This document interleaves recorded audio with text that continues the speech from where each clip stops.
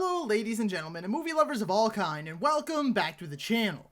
As always, I am your host Brett Murphy, and for today's video it is going to be another retro review, and I'm going to be reviewing Harry Potter and the Philosopher's Stone.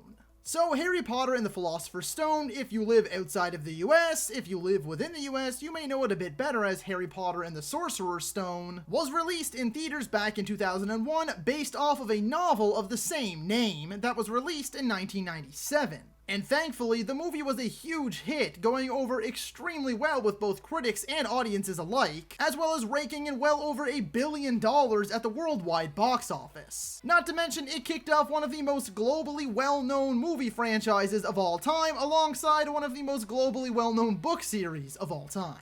As most of you Potterheads watching this video will likely know, HBO Max will be releasing a Harry Potter 20th anniversary special on New Year's Day of 2022. And so I plan to do retro reviews of all 8 movies leading up to that eventual release on New Year's Day. Before we hop into the actual review itself, I just wanted to let you all know that I have an entire playlist dedicated to all of my retro reviews. So be sure to check that out, and I guarantee you'll find something you like.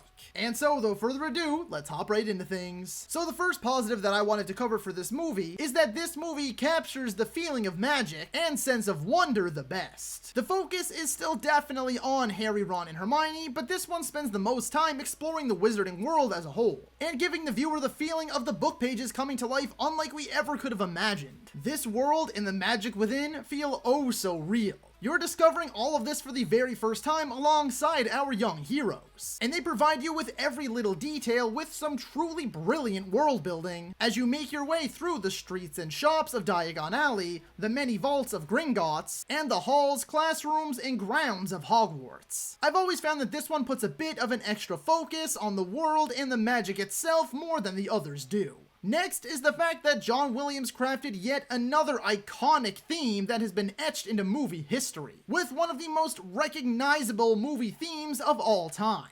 I mean, the score overall is spectacular and elevates the movie as a whole to another level. The next positive that I wanted to discuss is the fact that I believe that this is one of the most accurate book adaptations of the series, as this book is among the smallest of them all, coming in at around 300 or so pages, and the movie clocks in at a whopping 2 hours and 32 minutes. To give you some added perspective, the 5th film in the series, The Order of the Phoenix, clocks in at only 2 hours and 18 minutes despite being the largest book at over 750 pages. And with the book itself being superb, the storytelling here is also superb, as director Christopher Columbus delivers yet another classic. Now this one here is just a fact.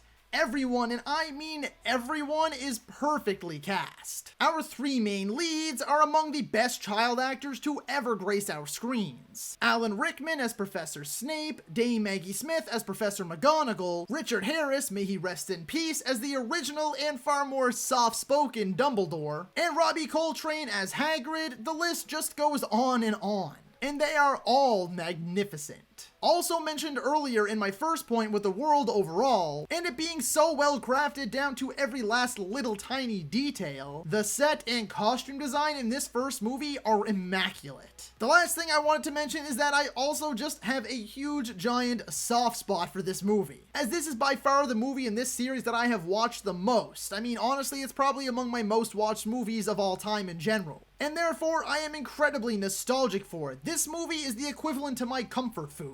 However, I didn't see it right upon release because I was 3 years old, but I didn't see it for the first time too long after. I was probably around 4 or 5 or so, as I vividly remember begging my mom back in 2004 to go see Prisoner of Azkaban in theaters, but she thought it might be a bit too scary for me then. And now for the negatives, and believe me, there are very, very few. And even the couple negatives that I have are more just little nitpicks, as they stem from the movie just sort of being a product of its time. The first negative is that most, if not all, of the CGI has not aged very well and is actually quite wonky. It's not horrible and doesn't bring down the movie by any means. It was released back in 2001, so you're obviously going to cut it a little bit of slack. But especially if you own the 4K versions of this movie, you can notice the visual effects and how rough around the edges they are for sure. And the other negative is that this movie is an early 2000s movie, being released in 2001, and there are definitely moments where it really feels like it. There are some editing choices and dialogue delivery that sort of snap you back to reality, as it can be a bit jarring. Like I said, it's not a major negative, but it's something that you notice a bit more as the movie continues to age. And that's really all the thoughts that I have on Harry Potter and the Philosopher's Stone.